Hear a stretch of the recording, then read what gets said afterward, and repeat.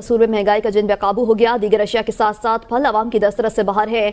आपको बताएं कि 700 रुपए केला 350 और से 500 रुपए किलो तक पहुंच गया है। इस हवाले से पहले तो जब ये 2019 में ये कश्मीर स्टेटस रिवोक हो गया तो लड़ाई झगड़े हुए, खान साहब ने अनाउंस किया कि सारी तजारत बंद हो जाएगी। लोगों को भी समझनी चाहिए, हमारे दिमाग में एक बात है कि IMF का लोन या IMF के मुज़ाकरात पाकिस्तान की आवाम को कोई समाधान देंगे या उससे कोई हमारे मुल्क के अंदर जो लोग इस्लामाबाद में बैठे हैं वो पाकिस्तान को सही नहीं करना चाहते।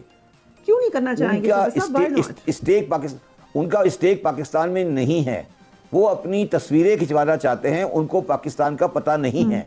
वो इलेक्शन हार कर आए हैं तो उनको अपनी गर्दनें नीची करनी चाहिए, अपनी बातों को थोड़ा सीधा रखना चाहिए। अपने अम्मा अब्बा वो दिन और आज का दिन कोई तजारत नहीं है।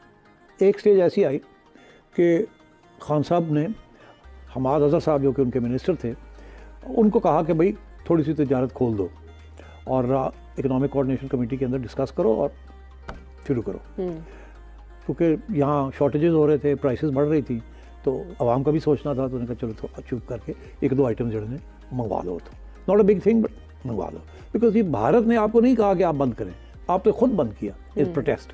तो अब आप पे डिपेंड करता है कि अगर आप खोलना चाहें कि नहीं खोलना। आज आप खोलना चाहें तो भारत कहेगा खोल लो, हमने तो बंद ही नहीं किया, आपने बंद किया है। तो यहाँ से बात खान साहब ने शुरू की, फिर किसी ने खान साहब को कहा कि ओए ना करो, बाहर ऑपोजिशन जो बैठी हुई है उन्होंने आपको इंडियन एजेंट ये वो, आपने तो इतनी गालियाँ दी हुई हैं नरेंद्र मोदी को, और आज आप फिर तजारत खोल रहे हैं। और वो लोग कहेंगे कश्मीर भूल गए हो तो ये क्यों कर रहे हैं आप। तो खान साहब ने यू टर्न ले लिया। हालांकि अनाउंसमेंट हमाद अजहर ने कर दी थी, कर चुके थे अखबार में कि हम करने लगे हैं। खान साहब ने यू टर्न ले ली। जब खान साहब ने यू टर्न ले ली, ये हुकूमत जब आई तो इन्होंने कहा हम तो रिस्क नहीं ले सकते, खान बाहर बैठा है, खान ने हमारी धज्जियाँ उड़ा देनी है। उन्होंने कहना कि मैंने नहीं की तो कश्मीर को भूल गए आप। तो ये कश्मीर का जो मामला है ना, इसको कोई नहीं भूल सकता, भूलना भी चाहे तो नहीं भूल सकते। तो अब अर्ज़ ये है कि इस हुकूमत के लिए भी वही प्रॉब्लम है कि क्या ये जैसे कहते हैं ना कड़वा घूट करके अपनी पोजीशन को वापस ले लेंगे या नहीं लेंगे, और लेके तो फिर आवाम के लिए कुछ तजारत शुरू करेंगे, क्योंकि इंडिया से जो माल आता है वो सस्ता भी है, जल्दी भी आ जाता है, और जब अर्जेंसी हो, टमाटर कम हो जाए, अनियंस कम हो जाए, तो वो फ़ौरन अक्रॉस द बॉर्डर 2 दिन में आ जाते हैं और उसके साथ स्टेबलाइज हो जाती हैं प्राइसेस। आगे price factor will be very important, और तजारत के साथ पाकिस्तान का बहुत फ़ायदा है। इंडिया को फ़र्क नहीं ज़्यादा पड़ता, वो इतनी दुनिया में तजारत कर रहा है कि वो आप करें या ना करें, उन्होंने कहना चाका ही कोई नहीं। तो ये सारा आपका मामला है। अब आप कैसे ये करेंगे, किस स्टेज पे ये करेंगे या नहीं करेंगे, डरू रहेंगे। अब प्रेशर तो होगा कि जी प्राइस फैक्टर इन्फ्लेशन को कंट्रोल करने के लिए अक्रॉस द बॉर्डर, और फिर आपके एक्सपोर्ट्स भी वहाँ होते हैं, कॉटन प्रोडक्ट्स वगैरह होते हैं, तो ये सारे इश्यूज खड़े होंगे इनके लिए। मगर ये मैं आपको बताऊं, ये इसके ऊपर 2 फैक्टर्स हैं। एक तो पहले ग्रीन लाइट देनी होगी, उस वक्त जनरल बाजवा ने ग्रीन लाइट दे दी थी।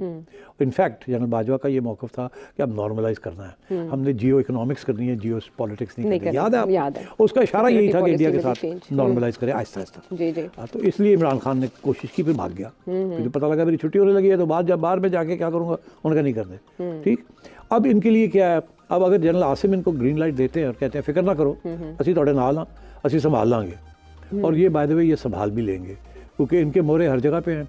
आज ये फैसला करें कि जी हमने तजारत करनी है इंडिया के साथ, कोई रास्ता निकालना है, और तो फ़ौज निकाल सकती है, कोई ऐसी बात नहीं है। मीडिया को साथ लेना होता है, अगर मीडिया को शटअप कॉल मिल जाए कि आपने ये इश्यूज़ नहीं खड़े करने, तो काम चल जाएगा। तो क्या शहबाज साहब ये रिस्क लेंगे या नहीं लेंगे? मेरा ख्याल है फौरी तौर पर ये रिस्क नहीं लेंगे। मेरा ख्याल है मे बी सम मंथ्स और year down the line America और Middle East countries, friendly countries, वो सारे कह रहे हैं करो, मगर अभी शायद ये इतनी जल्दी ये फैसला ना करें। चलें ठीक है, ये बात ना IMF के मैंडेट पे है ना हमारी एक्सपेक्टेशन है। IMF कोई बेनिफिट देने के लिए नहीं आता। IMF किसी भी कंट्री की फाइनेंशियल पोजीशन जब वो परेशानी में जाती है उसको सपोर्ट करने के लिए आते हैं। तो किसी भी माशी बेहतरी के या समाराज जो होंगे वो हमारी पॉलिसियों के होंगे, IMF का उसमें रोल नहीं होगा। ये बात लोगों को समझ आनी चाहिए कि अगर हम ये एजम्पशन देते हैं या प्रिजम्पशन देते हैं कि IMF आ गया तो पाकिस्तान में बेहतरी हो जाएगी, ये बात नहीं है। हाँ, स्टेबिलिटी आ जाएगी, हम डिफॉल्ट में नहीं जाएंगे, मगर जो बेहतरी आएगी वो हमारे अपने अमल से और अपनी इकोनॉमिक पॉलिसी से आएगी। तो अच्छा, मगर आईएमएफ की जो हमारी बेहतरी आने की जो सबरात आप कहती हैं वो इस सेंस में आएंगे कि अगर आईएमएफ आता है तो हमारा जो करेंसी का रेट है जो 278, 279 पर है, ये मजीद खराब नहीं होगा बल्कि इम्प्रूव हो जाएगा।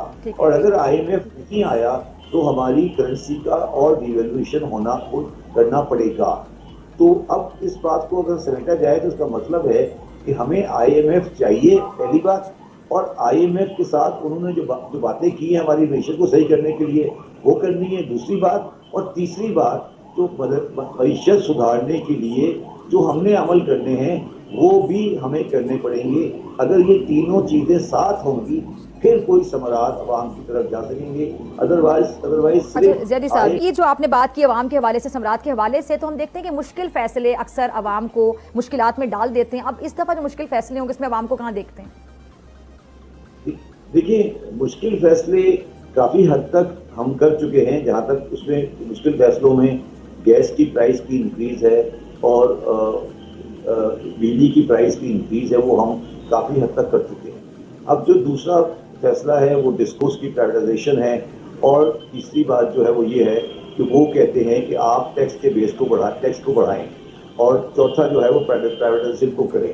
अब हमारी जो बदकिस्मती ये होती है कि जब हमसे वो कहते हैं कि टैक्स को बढ़ाएं तो हम टैक्स का बुनियाद बढ़ाने की बजाय उनको उनके हदफ को पूरा करने के लिए एग्जिस्टिंग टैक्स पेयर पर बोझ डाल देते हैं जो पाकिस्तान को मजीद परेशानी में डालते हैं। तो अब सारा जो गेम होगा या सारी फाइनेंशियल मैनेजमेंट होगी वो ये होगी कि जो उनके आदाफ हैं या उनके जो टारगेट्स हैं उनको मीट करने के लिए क्या हम खुद कोई कोशिश करेंगे या हम एग्जिस्टिंग लोगों पर या एग्जिस्टिंग कंज्यूमर पर ही बोझ डाल देंगे। फॉर एग्जांपल आप बिजली और गैस में ले लें। अब बिजली और गैस में आईएमएफ का ये कहना नहीं है कि बिजली और गैस के आप रेट बढ़ाएं। वो ये कहते हैं या तो आप बिजली गैस के रेट बढ़ा दें या फिर आप अपनी चोरियां कम कर दें बिजली गैस की। तो अगर बिजली गैस की चोरी कम होगी तो खुद ब खुद रेट नहीं बढ़ेंगे। तो हम चोरी पे तो हाथ डालते नहीं हैं और रेट बढ़ा देते हैं। तो अब ये सारा गवर्नमेंट आएगी और जो गवर्नमेंट को काम करना है वो ये कि आईएमएफ के अहदाफ को पूरा करने का तरीका क्या होगा, ये सारा मसला होगा पाकिस्तान की आने वाली बात ने पाकिस्तान के माशी हालात को मजबूत नहीं बल्कि ख़राब कर दिया है। मेरा मकसद ख़राब इस सेंस में कर दिया है कि एक बहुत कमज़ोर हुकूमत जो कि माइनॉरिटी गवर्नमेंट है, मतलब जो गवर्नमेंट में पार्टी होगी उसकी माइनॉरिटी है और बाहर से सपोर्ट मिल रही है, वो गवर्नमेंट में आएगी। जो इक़दामात आपने अभी गिनवाए हैं, जो सारी बातें गिनवाई हैं, ये सारी बातें करना ज़रूरी है। दोस्तों मुझे उम्मीद है कि ये वीडियो आपको पसंद आया होगा। वीडियो पसंद है तो प्लीज़ हमारे YouTube चैनल को जरूर सब्सक्राइब कीजिए। इसी प्रकार का भविष्य में वीडियो देखने के लिए चैनल को सब्सक्राइब कीजिए। हमारे इस YouTube चैनल पे आपको इससे भी ज़्यादा इंटरेस्टिंग वीडियो भविष्य में देखने को मिलता रहेगा। तो प्लीज़ हमारे YouTube चैनल सोच टाइम्स को सब्सक्राइब कीजिए, वीडियो को लाइक कीजिए, इस वीडियो को अपने दोस्तों के साथ जरूर शेयर कीजिए। नमस्कार, फिर मिलेंगे अगले